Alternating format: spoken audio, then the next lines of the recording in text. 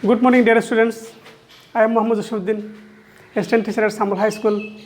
Would like to welcome you all once again to a virtual class organized by Sambal School. So, students, you are requested once again to visit the Sambal School Facebook page and YouTube channels, where these classes and the classes of some other vital subject have been uploaded. So, students, if you follow these classes and watch and rewatch again and again, hope we will get some benefit from this. But this is not enough for any students. Rather, you should increase your home study, and there is no alternative for home study at all. We know the things. So, students, today I am going to teach you topics that is actually very familiar to you. And if I mention the table of contents of my teaching, it's very familiar to you. Students, most of the students know the things very well, but if I ask the detailed discussions, if I ask the practical situation of it, many of you would not be able to give the answer at all. So now let me introduce the topics. Today I am going to teach you a topics, and this is nothing but sentence. Student, what is sentence? Let me first define what is sentence. We know a sentence is a group of words having a subjective word and a finite verb, and which express a complete sense. This is sentence, and this is the definition actually. But the use of sentence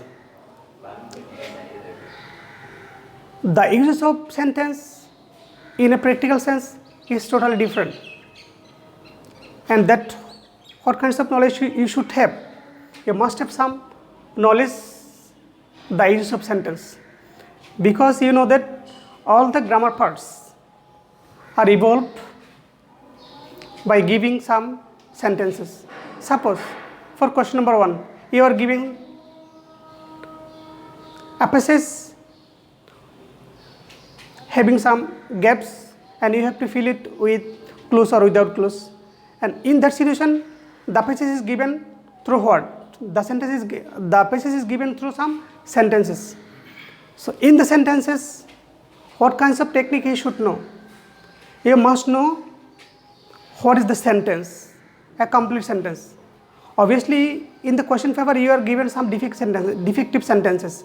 That means you will be given some incomplete sentence, and you have to complete it by providing some necessary words. The necessary words must be a part of a sentence. So, if you look back to our grammar parts, consisting of too many questions, question number 1 to 11, and each questions carries some sentences. So, the knowledge of sentence is very essential for the students. If I ask you the question, sir, students, mainly how many parts in a sentence? I think 90% of you would be able to give the answers. Sir, there are 2 parts in the sentence, subject and predicate. But if I ask you, a subject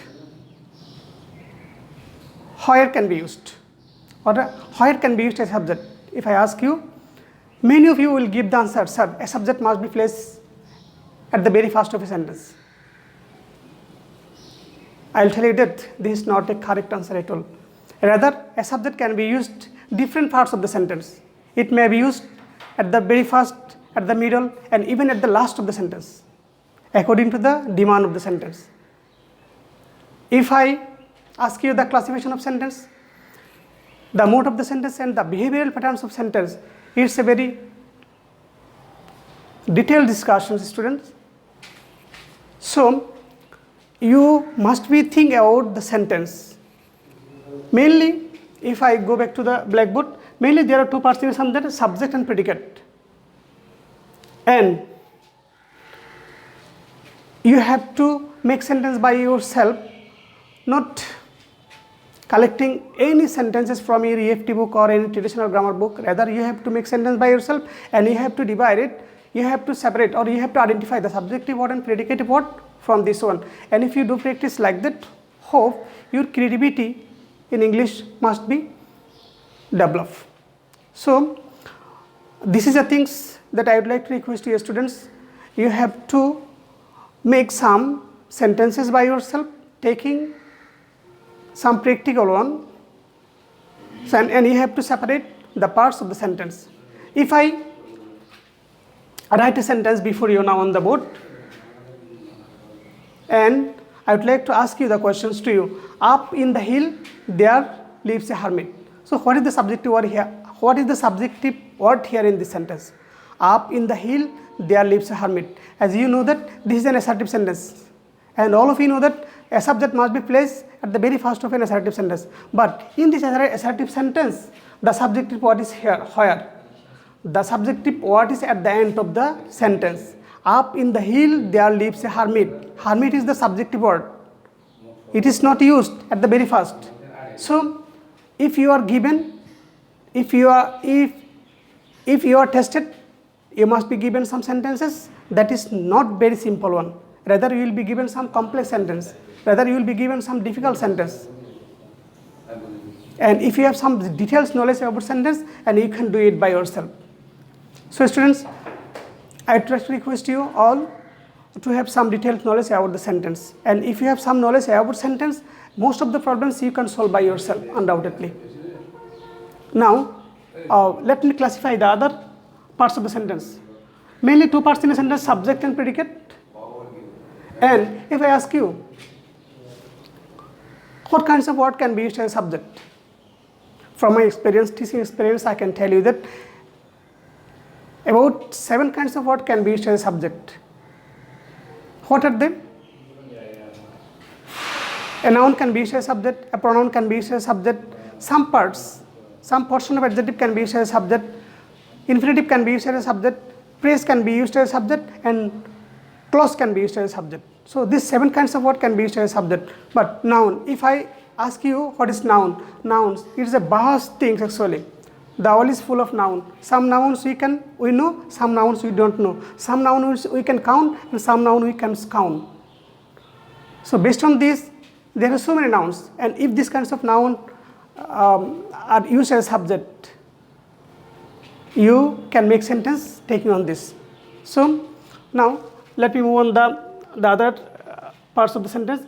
Generally there are 4 parts in a sentence, you know. What are they? You can see here, subject, verb, object, and extension. A sentence must have these 4. And we know that a sentence can be formed with the subject only. A sentence can be formed with the verbs only. A sentence can be sometimes with an object only. So it depends on the situations actually, what the sentence is denoting. So understanding the questions, understanding the sentence is very crucial, is very important for the students.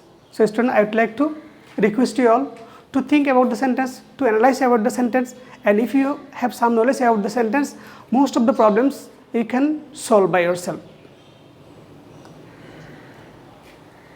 Students, subject, verb, object, and extension.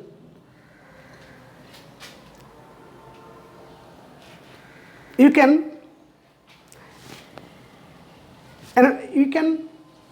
think about the subject, and as earlier I have told you that many words, about 7 kinds of word can be used as subject, and each one claim has a long detailed uses. So this is the things actually about the sentence that you must know. And not only that, students, and if I go to the other things that you should know about the sentence, the classification of sentence. Sentence can be classified into 3 according to my point of view. A sentence can be classified with their meanings. According to the meanings, there are 5 kinds of sentence, you know: assertive, interrogative, imperative, optative, and exclamatory. And what is assertive sentence? And what is the structure for assertive sentence? That is the crucial point for you. You know the assertive sentence, you know the name of the assertive sentence, but if I ask you what is the structure for a assertive sentence, that is very difficult for you student. That is very difficult for you. The structure for assertive sentence is subject, verb, object, and tension. Actually, this is the structure for assertive sentence. You only know the name, but you don't have any idea about the structure of the sentence. So, for changing sentences, what kinds of things actually you are given? You are asked to present the structure of the sentence. For a assertive sentence, we know the structure. You must know the structure. In the assertive sentence, subject must be placed very first at the very beginning, and then you have to use verb, and then you have to use object, and then extension. So this is the structure for assertive sentence. And what about interrogative? And the assertive sentence can start with two ways, positive and negative. And interrogative sentence solves the structure for interrogative sentence is a bit different. Interrogative sentence can start with two ways, with WH word, with auxiliaries. WH word with auxiliaries, auxiliary verbs. So there are also two ways for starting WH question. And imperative sentence. What is the starting point for imperative sentence? And imperative sentence can start with two ways. Imperative sentence can start with principal verbs, and imperative sentence can start with let. So, and what about optative sentence? Optative sentences look like assertive students. This class has been omitted in many English version grammar books because optative sentences very look like assertive. And exclamatory. The last one is exclamatory. Exclamatory sentence is a bit different and difficult because it has too many structure, and the ways for starting exclamatory sentence are many. And exclamatory sentence can start with WH word, two WH word only, what and how. And if they start with WH word, the structure will be WH word plus adjective plus article plus noun plus verb. That means that in the exclamatory sentence, the verb will be placed at the end of the sentence. And exclamatory sentence can start with some more interjectional word, some interjectional words. Exclamatory sentence can start with had, would, could, if.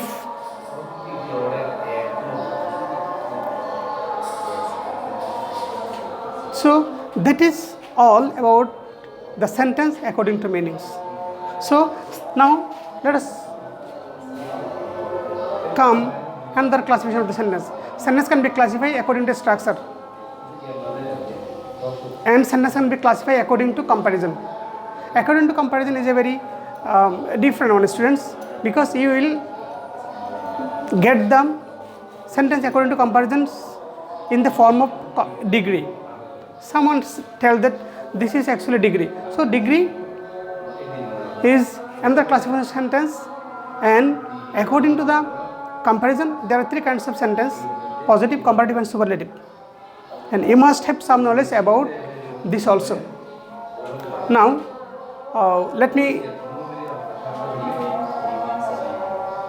go back to another classification of sentence, and this is sentence according to structure. According to structure, there are three kinds of sentence: simple, complex, and compound. Okay, dear? So this is actually a very important and crucial for the students. Structure, sentence according to structure, because to get some knowledge for sentence according to structure, we must have some knowledge about clause. As you know, there are three kinds of clause: principal clause, subordinate clause, and coordinate clause.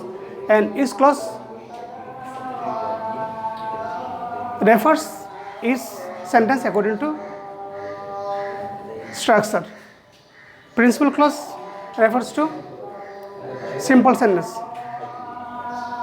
Subordinate clause refers to complex sentence, and coordinate clause refer to compound sentence. So student, that is the surprising informations about the classifications of sentence and the parts of the sentence. So I would request you to get some details informations from your teachers and from the books, and you have to obviously increase your home study. So that is all here today with you. Once again, before going back to my home, I'd like to remind you the ever pronounced guideline by who: stay home as far as possible, stay safe, maintain social distance if you are needed to go out, and obviously never forget wearing masks. Allah Hafiz.